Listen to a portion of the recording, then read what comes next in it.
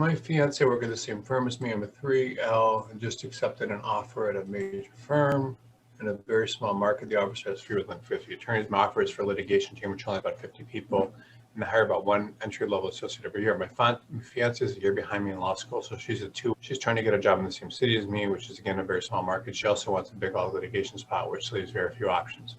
My firm offered a second-year job. They don't know that we're engaged. Can she accept the offer? Do we have to tell the firm?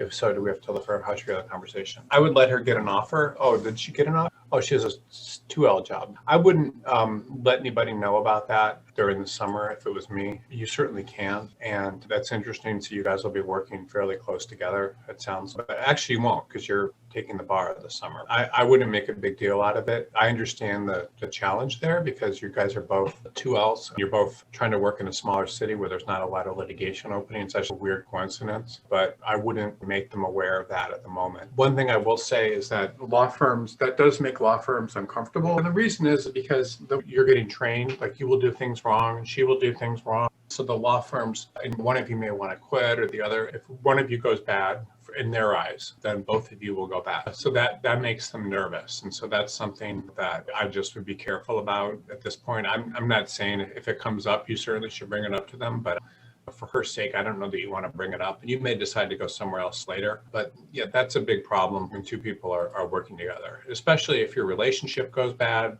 then the firm can have problems. If one of you has problems at the firm, then there can be problems. It could be an issue putting you both on the same case with one partner. There's just all sorts of reasons that the firm would not like that. Some firms do have anti-nepotism policies. I don't know if that applies with fiancés and so forth. And I've been in lots of firms where partners and so forth are married to each other, or associates are married. So I don't see that being a problem, but I would be very careful about that at this point if it was me, just because it could jeopardize your career and opportunity to get a job there.